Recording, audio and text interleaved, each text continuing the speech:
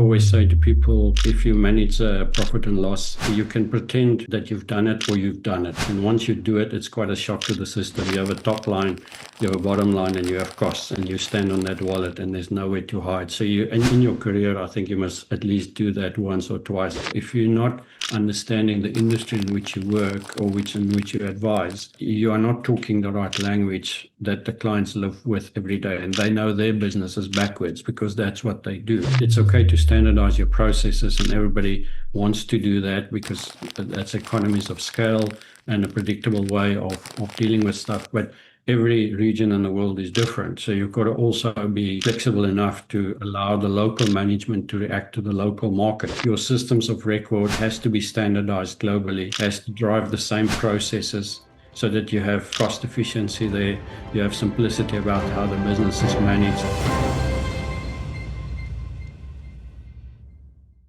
Hello and welcome to Let's Talk Loyalty and Loyalty TV, a show for loyalty marketing professionals. I'm Paula Thomas, the founder and CEO of Let's Talk Loyalty and Loyalty TV, where we feature insightful conversations with loyalty professionals from the world's leading brands. Today's episode is hosted by Nialetti Sue Angel Nkuna, a customer loyalty strategist with a proven record of helping blue-chip global brands forge deeper connections with their customers. Enjoy. Hi, as Paula just mentioned, I'm Nialetti, your host. Today's episode reflects an important milestone. 2026 marks 10 years since AB InBev's acquisition of SABMiller, the largest acquisition in corporate history at the time. It was a deal that brought together two major economies of the Global South, Brazil and South Africa, in one of the most complex and culturally embedded consumer categories of the world, beer. Most of us would agree that beer is deeply social. People drink beer in moments of connection that could be sporting occasions, a drink among friends, or just everyday rituals. So when scale and consolidation meet a category like this, it raises important questions when it comes to customer loyalty. How do we operate globally while maintaining that local nuance that makes the category so culturally relevant? This is what makes today's conversation so compelling. I'm joined by DeWet Bisschoff, who has spent more than 20 years harnessing the power of business strategy together with disruptive technology in order to meet customer needs. DeWet argues the idea of a digital global core combined with a federated customer experience to bridge that global to local dynamic within the operating model and to build loyalty at scale. This is a conversation with so many brilliant takeaways. So I encourage you to buckle up and enjoy. DeWet, you are so welcome to Let's Talk Loyalty and Loyalty TV. I have been looking forward to this conversation. Welcome. Thank you very much. It's an honor to be here. So we're going to kickstart this conversation as we always do, and that is to find out a little bit about yourself and what has shaped your leadership style. And to all our guests, we ask, what is one of the most impactful nonfiction books you have read? Yeah, so I try to divide my time between fiction and nonfiction. Nonfiction, I try and read summaries of the most pertinent management books. I just find it time consuming to read a whole book for 3-4 weeks to grasp 3 or 4 concepts which you can get in a summarized form. So I tend to do that. And then I predominantly read fiction for relaxation and also for myself to learn more about how other writers write. And the book I'm busy with is Onsigbaar by P.J.O. Jonker. It's an Afrikaans book. Onsigbaar means not to be able to be seen or not seen. And it's a fascinating book about how a small town in South Africa, how the people there operate, the farmers, the workers, the people in town, and all the complexities that comes with being a South African and the interesting country that we have. Awesome. There's a trend on the show. More and more executives are reading fiction more than nonfiction to kind of, I guess, decompress and get a different perspective. So we'll definitely link the book, and I'm glad that you actually shared an Mhm. Afrikaans book. I also know that you are a fiction writer yourself, so we'll touch on that a bit later. Thank you. And then now going into your role at Accenture, you have been with the company for more than 20 years, covering a number of C-suite and high positions. Could you take us through that journey and what you're currently doing today? Yeah, so I grew up in Accenture and I did mostly technology project management work until I got my first P&L job looking after the telco sector. Um, I always say to people, if you manage a profit and loss, you can pretend that you've done it or you've done it. And once you do it, it's quite a shock to the system. You have a top line, you have a bottom line, and you have costs, and you stand on that wallet, and there's nowhere to hide. So and in your career, I think you must at least do that once or twice because it's really hard. Post that, I've been lucky that I've become the global account lead for AB InBev, the largest beer company in the world, and that's been very enjoyable for me. The role as a global account lead is a very interesting one because the way I explain it to people is I say you're the CEO of the client relationship, and you're really that person that it needs to do that. And that means you've got to be the strategic partner for the client. You've got to build trust because without trust, you're really going nowhere. And that inevitably means you're going to help the client to grow their agenda while Mm. also looking after Accenture's business within the client and helping Accenture to grow its footprint within the client, but always with the benefit of the client in mind and making medium to long-term good decisions with the client. And I find AB InBev to be a really interesting global customer loyalty case. I mean, at one point, it just operates at such an extraordinary pace, but its brands participate in real cultural and social moments where customer loyalty has already been formed. For example, stadiums, shared meals, everyday connections. From your lens, what does a a client like AB InBev need to get right in order to maintain that customer loyalty in those relevant moments? Yeah, I think generically any client and specifically AB InBev needs to make an emotional and a cultural connection for their consumer goods products. Um, you take it for granted that any global company would have great service or products in quality. And I think you don't even have to mention that, but that is the ground rule without you going nowhere. Then on top of that, building an emotional connection, I think is very important. AB and Bev talk a lot about uh, the next cheers moment. So they emotionally connect to what does it mean when you have a Mm. next cheers moment. It's an emotional moment. It's a fun moment. It's where you connect with friends and family. So they do that very well at an emotional level. And I think their products often speak towards emotions like that, the next year's moment coming up, etc. And then secondly, I think there's also a big cultural connection that you've got to make in loyalty. Mhm. While a global company like AB InBev and any other global company is does have global power, unless you're culturally connecting locally, you're going to have a hard time selling your product, especially if it's a consumer good product. And I Yeah. can, yeah, examples you can think about Black Label in South Africa or in Africa, how it's been positioned as the working man's drink. And I think the campaign that really cemented it for SABMiller many years ago is when they connected Black Label to mine workers and said, this is a Yes. hard man working hard for his family.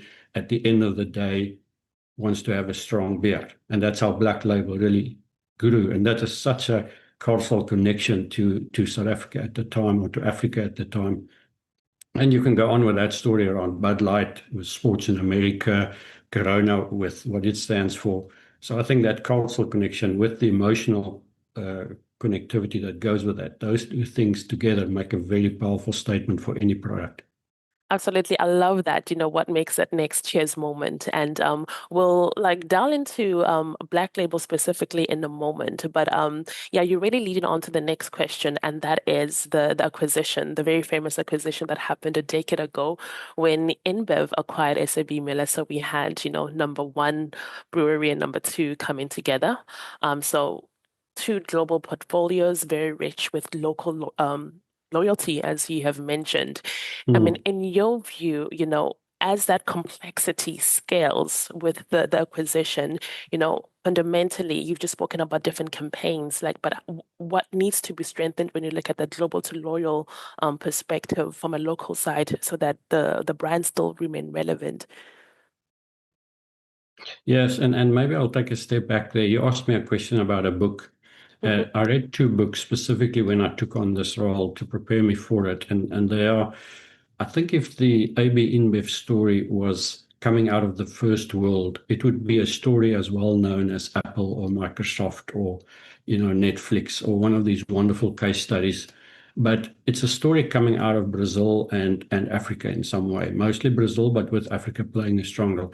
And I think it's a really unknown story, but it's a fascinating story. And the one book is called The Beer Monopoly, which really the theory is that as you play Monopoly, if you have the right properties on the right street, you're going to win the game. And that's basically how AB InBev, the three founders from Brazil, looked at it, from buying the right breweries Mm-hmm. and brewing companies in each corner of the world, always buying the number one or the number two, and forming a huge conglomerate of brewery and beer companies around the world, always having the number one or two in the country, made them the force that they are today. And the interesting thing for me as a South African is that the only other beer company in the world that saw this game and started to play the same game was SAB and acquired Miller's and then many other brands across the world until AB InBev in its form then and SABMiller were the number one and two in the world. And then the number one bought the number two and it became controlling roughly 40% of the global beer consumption globally. So it's a fascinating story coming out of Brazil and being then supplemented from Africa and owning the iconic brands all over the world, coming from these two, dare I say it, third world countries, probably not anymore, but third world countries at the time. I think it's a fascinating story of the history of AB InBev, and it shows what can be done. But Yvette, why do you think that such a story doesn't get the global recognition that it should get? Because this is one Mm. of the largest acquisitions in corporate history. Yes, I actually don't know. I think in the right circles, it's obviously very well known, but to the man in the street, it's not well known. And maybe, and yeah, I speak personally of my personal opinion. Maybe it's to do with that AB InBev have not brought the name of the company to the front Mm, of people's minds because what they really sell is they don't sell AB InBev. Your yeah. loyalty is not against AB InBev or against the old SABMiller or anything like that. It's about the brands that they sell. It's Black Label, it's Corona, it's Bud. It's those are the things that resonate with people. And I think they've been very careful to preserve the brands that people buy. If I compare that, for example, to some other services companies Mm, like I'm a big admirer of Outsurance. I think they're a really great insurance company, like many others in South Africa. And what do you buy? You don't buy the life product. You buy Outsurance. You yes. buy the brand of the company because your loyalty is there because of the service you get, etc. With AB InBev and these kind of companies, I think it's slightly different. Is that the product is the loyalty comes to the product, and you're a beer drinker and you're a Black Label drinker, you're a Castle drinker, you're a Corona drinker. You're not an AB InBev drinker or a Yeah. SABMiller or whatever that was drinker. That's slightly different if you compare them to the competitors. Heineken. Heineken is a big competitor, right? The brand and the company is almost the same thing. Yeah. You drink Y- Heineken. And that is Okay, the brand makes is the sense. same Yeah. thing, right? So yeah, very fascinating to look at that. No, it is very fascinating. And I mean, if we just linger on SABMiller for a moment, right? And to your point, from the consumer perspective, when they hold in that cold run, they're not thinking about the ownership structure.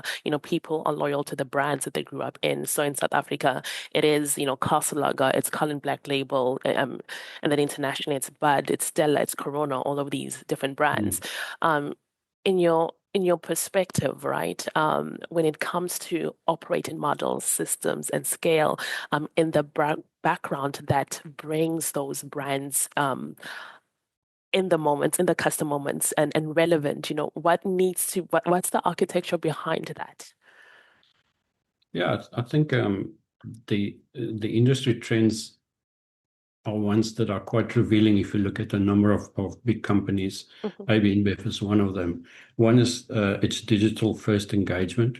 So your digital engagement has to be at the top notch because people have gotten used to deal with companies in a digital way.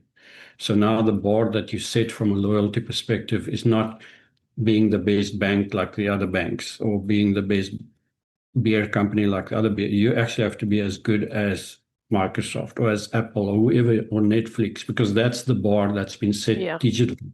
And now the consumer expects that behavior. Doesn't matter whether they're buying beer or they're buying, toothpaste or they're buying a service. They want that same level of service that they're getting from these premier global companies in a digital way. So I think firstly is digital first. And I think IBM have done a very good thing about creating Bees. Bees is their front end customer servicing platform and company. And they've created a platform there that's probably second to none in the customer and consumer goods market.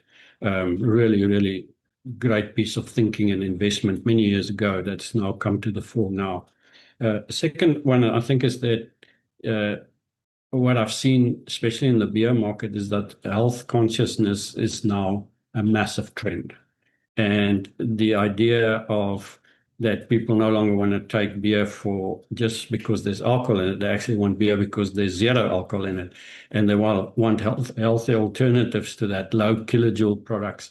This is a big trend globally for, I think, major food companies and also alcohol beer companies. And then also how you premiumtize your best products and your global brands. You've got to get them up in the market, charge more for them without going out of the affordability of what people are willing to pay for it. Also, very tricky balance that I think many clients are walking. And I think the last one is always local, being authentic locally with the brand on the product that you have, but also giving that global assurance of quality on top of that. And, so it's a lot of trade-offs and balances. I think that's quite complex for people to manage nowadays in brands and selling and loyalty specifically. Right. So you've mentioned a few things. First being a robust and scalable front-end system, and then you looked into the change in consumer needs, right? So people are, they demand more healthy alternatives, which could mean non-alcohol or low kilojoule. Then you looked at the price point, to remain competitive. So at least 3 points that I've picked up in that conversation. Now, in your role, as a global client lead, so how are you, what's the relationship in terms of advising these multiple points, and how do you assemble teams that can that have depth in these three different areas, as an example, three of many other areas? How do you orchestrate all of that, DeWet? Yeah, a company like Accenture basically lives by its intellectual property and its ability to bring the latest trends and thinking and implementation to clients. And you have to combine quite a few different pieces of skills to make yourself continually relevant in the market. The first one is the industry skill. If you're not understanding the industry in which you work or in which you advise, you are not talking the right language that the clients live with every day, and they know their business is backwards because that's what they do. So industry expertise is the first anchor, I would say, around which a team like mine has to operate. But then, you need to supplement that now with consulting and strategy experts. You need to add to that technology implementation people who know how to actually implement and do things at scale. And then you have to add all kinds of new things nowadays. There's about data experts, AI experts, Gen AI, agentic experts. This, of course, is now a big trend globally for everybody. So it's about a combination of skills, all with extreme high emotional quality and be able to work under pressure. And it's when you get that combination right and you can get the team to actually work as a team, then I think you're starting to put something together. one of the reasons I'm a South African, so it's probably super predictable that I love rugby. But to use a rugby Likewise. analogy is, yeah, the what's interesting and fascinating about rugby is that there's a place for all kinds of different people. The tall, skinny person that's really fast, the short, stocky person that is not fast at all, will never be fast. And the combination of those different skills and strength and anything in between is what makes a really great rugby team. But also the ability to then use those skills in the right team. And almost a global team like mine is almost the same thing. There's different people with different skills. And it's really fascinating and very rewarding to see when we bring it together and the client actually compliments us on having done something well. That's really the epiphany of what my role is about. Absolutely. I love the rugby analogy, and yes, as a fellow South African, I can totally relate. And then, I mean, you've just really spoken about the diversity within the team, the different types of subject matter expertise that come in.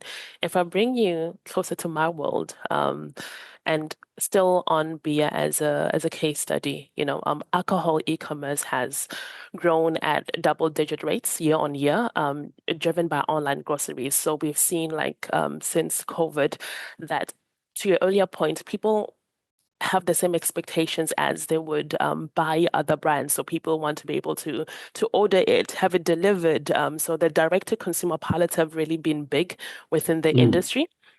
In your perspective, right, when we look at e-commerce and across a portfolio like InBev, where there's like more than 500 brands, how do we surface the right content to the right customer segment and make sure that we're also in the right touch points at scale? Mm. Yeah, if I Very take a loaded step. question. Yeah, no, it is a very complex question. Let me see if I can make some sense in my answer. The first thing I would say is if we go back quite a few years, we as Accenture talked a lot about having a two-speed enterprise or technical architecture. What do we mean by that? Is that you're always going to have in the back end, you're going to have your big systems, and you can call them your systems of record. This is basically where all your big financial data, your product data, and everything is being stored, being validated. It's where you do your invoicing, it's where you host your customers. Yep. It's all those big systems. So around that ERP part of it, Yes. yes. Yeah. Yes, exactly. And what that provides you with is standardization, your data in one place, and all those good things. What's often not so easy then to do is to move or make a change on those systems very fast. And why do you need fast changes? Is because the consumers and the consumer market changes fast. So you've got to adapt very fast to your competition and to the movements in the market. So what we always talked about is the two-speed, and still talk about is the two-speed architecture. So putting a consumer or customer layer on top of your systems of record that can change fast, that's adaptable, and this is where capabilities like e-commerce is hosted. So you can move at really fast pace what the customer sees and interacts with, your online channels, your social channels, your e-commerce, all these kind of things. And while your systems of record provide you with the stability and the base at the back. And that's generally how technically you tie the things together. Now, from a loyalty perspective, I mean, you've got to tie retail execution and experience back to what the consumer wants at all times. And like I said previously, they're used to the best kind of service. They see it from other companies, and that's the entry level at which you've got to compete. Doesn't matter which product you sell. I recently spoke to a family member of mine. They have a very small business, but they have an online store. People expect exactly the same experience in product, in loyalty, all those things from this little company, because that's what they're used to. Otherwise, they just go buy somewhere else. What is like the success rate? And this is just in the industries that you worked with and the different companies that you worked with. You spoke about the small company, right? But with all these different data points in different areas, and we speak a lot about de-siloed data and having a single source of truth. In a company as complex as InBev and other global companies with an expansive portfolio of brands, is that dream how realistic is that dream in terms of having that, consolidated customer data platform serving the different brands and then the different segments within the brands and then the different moments within the brands? Yeah, I think that's very tough, and especially for global companies that operate in different parts of the world. It's okay to standardize your processes, and everybody wants to do that because that's economies of scale and a predictable way of dealing with stuff. But every region in the world is different. So you've got to also be flexible enough to allow the local management to react to the local market. By the way, I think that's one of the big strengths of AB InBev in its history, is that it still operates in a very federated way, and each zone runs the zone. Each zone has a president, and this is in the public domain, so there's nothing weird about me mentioning it. That management team knows that market and really tries to do the best in that market. So you always have to now balance local autonomy with global directive and global simplicity and global processes and all of that. The interesting thing, I think we've all learned, sometimes to our horror, but maybe rightly so, is that if you start a discussion around AI, and a lot of discussions are now AI based, then it's okay. So we want to do something with AI. We know you've got to do something with AI. Your next question is then, okay, if that's what you want to do, where's your data? Yeah. Is it in the right place? Okay. And then did you have a cloud strategy the last 10 years? Did you put your data into the cloud? Did you build a digital core, as we call it? The cloud strategy with the data on top of it, with the security around it. That's basically your digital core. And not all companies globally have done that. So now when you talk about AI, you actually go back quite a few steps and say, okay, well, maybe the first thing we should do then is let's get your systems of record sorted out. Let's get your data strategy sorted out. Let's get your data into the right place. Then we can be effective with AI. Otherwise, AI on top of a lack of data or incorrect data is not going to work.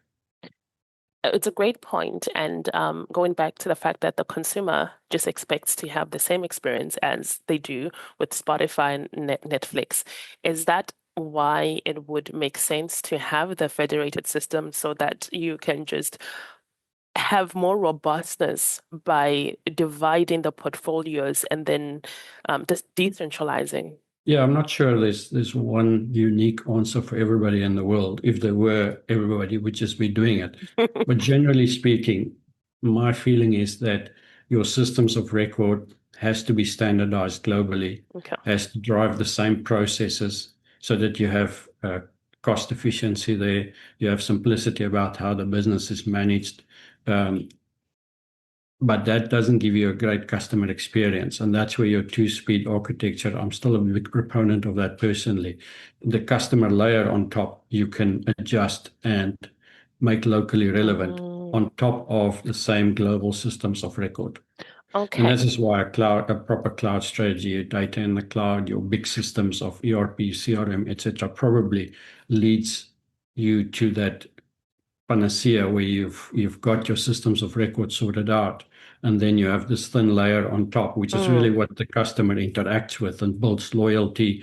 It can be adaptable locally, but you're not touching your system of record so much at the back because that takes longer.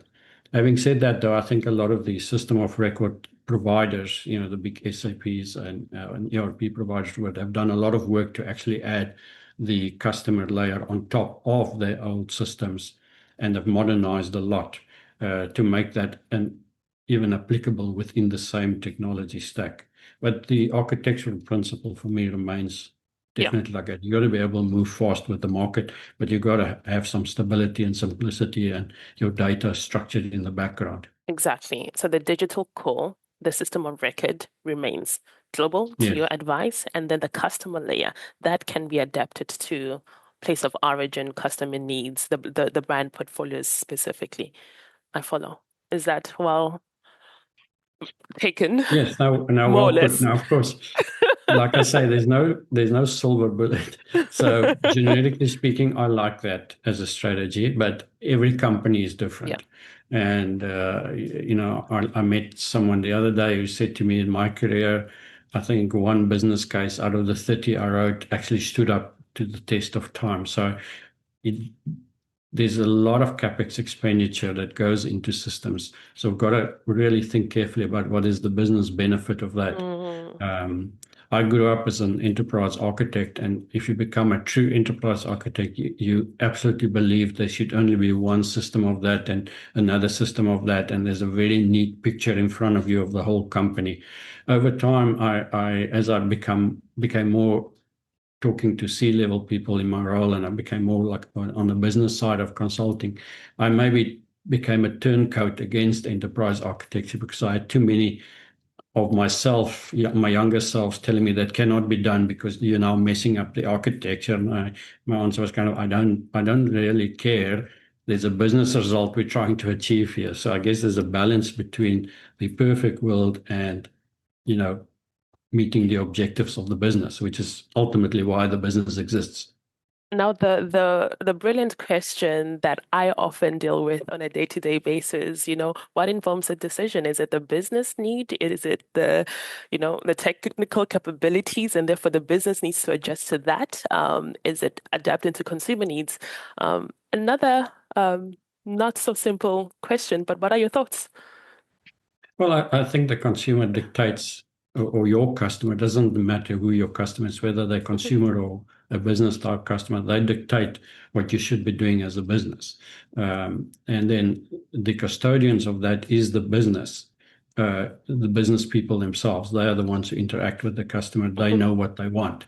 Then it's technology's role to say, how do we best fulfill that? And there's unfortunately many times still a bit of a divide between technology and business in many companies globally, and it's not that easy to bridge that gap. So the theory holds true very well. Customer business mm, interprets that, tells technology what they want. Technology provides that to the business, who then serves the customer, and everybody's happy.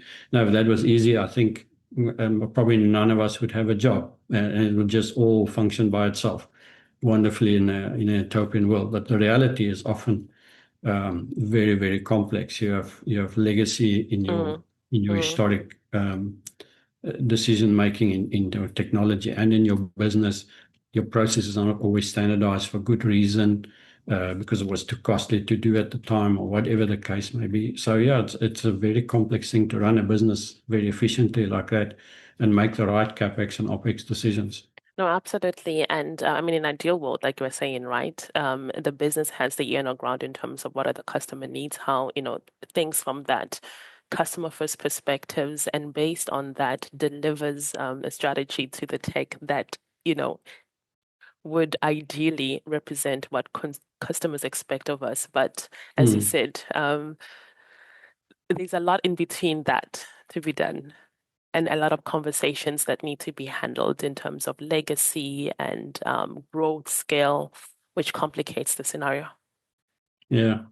I think the other day I heard a quote again, and it was from one of the owners of one of the Formula One cars. I think it was Aston Martin, Mr. Hmm. Stroll, and he said all businesses are people businesses, which I thought was very interesting for an owner of a Formula One team and car, where you could easily Yeah. be misled to think it's about the technology inside the car, which it is.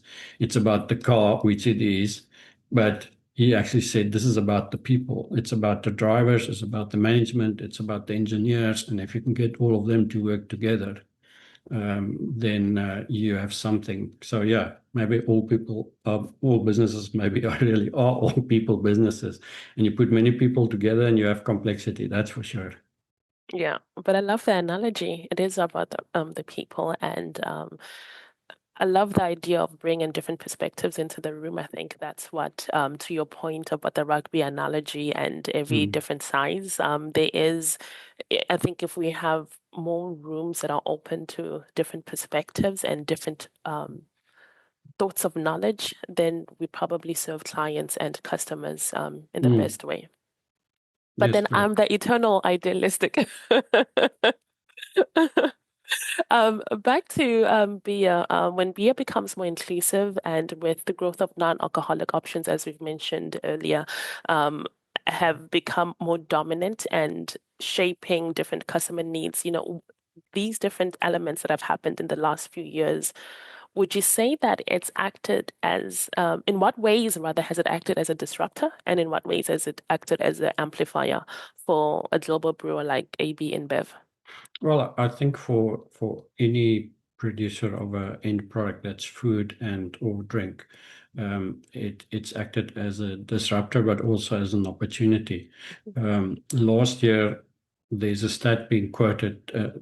Maybe it's not 100% true, but apparently last year we drank less beer in the world than any other than the year before, and this is the first time since man or woman Wow, created beer. We don't know who created beer, but when that person started the next year, we drank more of it until last year, where actually the beer consumption has now gone down from the previous year, which is a phenomenal stat if you think about it, first time in human history. But what you amazing. do see, and what you do see rising is non-alcoholic drinks, and ready to drink kind of beverages, stuff like that. Mhm. And I think, it's all about the health consciousness of the population and the choices that they make.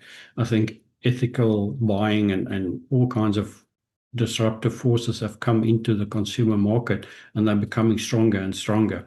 This is, of course, a huge opportunity for many brands, and they're all reacting to it. You can't go into a restaurant now and there's always non-alcoholic beer on the table, always. Now, if you conflict that to what 5, 10 years ago, you would be hard pressed to find that on a menu. They might have one, you know, and now it's a must have for a restaurant or for a bar to have. So it Absolutely. just shows you how strong the movement has become. But this is great opportunity, I think, for any company to react to. And IBF is very flexible in its brands and how it does its business. So Yeah. they are the best company in beer in the world, that's for sure. Well, at least in my humble opinion. Of course, I'm totally biased, but I think they and others will react very favorably to this. Yes. So there's always the opportunity. Great. David, as we go to the final moments of this episode, tying it all back, you are a C-suite advisor. You've leading some very important conversations in Essentia Africa. And from that vantage point, what would you say is one of the most important guiding principles when it comes to customer loyalty that holds true regardless of industry and size of company? I think trust, and maybe it ties together well with your podcast about loyalty, customer loyalty. But I think trust in business is for me fundamental. And Yeah, if I go back in my career, the few times I feel I've made a fatal mistake is where I didn't keep that trust 100% the way it should have been, through inexperience or through making a stupid mistake. And I think trust is just one of the underlying principles yeah, that ties business together and ties people together. And in a small market like South Africa, I think your reputation is based on it to a large extent. And you, as I always say, in South Africa, you're one hop away from knowing someone who knows the person that you're talking to. It's such a small industry, so at all costs, you got to protect your reputation. So I think for me, trust and loyalty has been a center point of my career. And when I've done it really well, it really has had great dividends on the investment. I couldn't agree more. Both being South African, that analogy, but also living in Denmark, where trust is definitely a strong guiding principles across everything. So I could not agree more. Mm. And then finally, before we close, we started this podcast with uncovering one of your favorite books. And I also know that you are yourself a fiction author. And that just shows a completely different dimension of you, David. Could you walk us through your fiction writing? What have you written and what inspired this? Well, I guess I always wanted to write, and but my career has been quite demanding, many hours, and I've paid a lot of attention to my family, which has been really important to me. And then when COVID happened, I realized that not every year will be like the previous year. You know, we kind of live your life and you think every year is going to be like it's just another year. And then COVID was kind of for me awakening up that says maybe next year won't be the same again. So if you really want to do this writing thing, you maybe now is time to start. So I've done a lot of short stories and they've done reasonably well. They've been published. And then I wrote my first book that came out last year. And I write in my native language, which is Afrikaans. I think you should write in your native language. It's very conceited to think you can actually write a book in a second language. I certainly don't have that talent. Yeah, and I write a kind of international thriller type books, and this one is about hacking and close to my comfort zone of IT. Although I just try and tell a really great story because it's really about the story. Some of the underlying theme in my books has to do with South Africa of today, where not everything is perfect. There's a lot of Mm. corruption issues, there's poverty, there's a lot of stuff. So I try and bring in those themes into the book, but not lecturing people about it. I've been a reader my whole life, and the moment you get a sense when you read fiction that the author is trying to teach you a lesson, that's not great, because then you're out of the story. You're no longer just reading the story. The lesson should just come as part of the story when you think about it afterwards. Maybe there was a lesson there somewhere. So yeah, that's what I try and do. It's just a passion. I'm not a great sleeper always, so I write early in the morning, late at nights. And yeah, I've just submitted my second book. It will be published, I think, around about March next year, which is just a continuation of this kind of hacking international thriller type stories. Absolutely. Could you give us the title of the book again? Yeah, it's Afrikaans, so it's called Die Cybermoorde, so that translates to the hacker murders. And yeah, I still need to translate it. Translation services, by the way, is exceedingly expensive because a translator is not just putting it through a Google Translate. It's the They have to translator's capture the got to meaning, the capture, yeah, essence, the the essence, culture. Yeah, yeah, in English, which of course is the big market that you yeah. want to go for. So I'll still get there, but it's a bit too expensive for me at the moment. So I'm just trying to get my name out in the local environment, and then as that grows, I'll do some translations. Awesome. We'll wait for the English version, but if anybody wants to pick up the Afrikaans skills, we'll also link where people can find the book right now. And in closing, DeWet, from one South African to another, there's a lot happening and a lot of exciting stuff, a lot of opportunities, but also, as you've mentioned, big concerns. You're an optimist. What's your predictions of South Africa in the next decade? What can we expect from a business perspective, and especially when it comes to, digital opportunities and customer loyalty? Yeah, I think a very tough question. Thanks for putting me on the spot. Now, I'm every day amazed by the resilience of South Africans. And I think you see some of it in our sports teams. It's in the public domain there. You may not realize what you see, but if you look at the resilience of the cricket team, the soccer team, the rugby team, you see something of the culture that's inherent, I believe, in South Africa. And we are, as people, we've taken so much, but everybody gets up in the morning, everybody still has a smile, everybody still goes for it. So I believe that is a good foundation for a country. Politically, I think a lot is turning, and seems to be a realization in all corners that we need to improve the country. And things have gone south, I think, for a little too long. But I personally think we may be a little beyond the turning point, and we're starting to come up again. So I actually think we might be onto a good thing, and I certainly hope so, because as South Africans, we all love the country dearly. We all know what it can become, and the potential is huge. So I think from a digital perspective, there will be a lot of opportunities for people for work and for growth and for skills. And South African is actually in already Cape Town, where I sit. There's a lot of digital nomads working from here, and people seeing that as an avenue. And I think that trend will continue for youngsters for a long time. And finally, I just think the country is resilient, the people are resilient, and we're going to turn the corner and again reach hopefully most of our potential. Absolutely. I'm here for it. DeWet, thank you so much. This has been lovely. Thank you for the opportunity.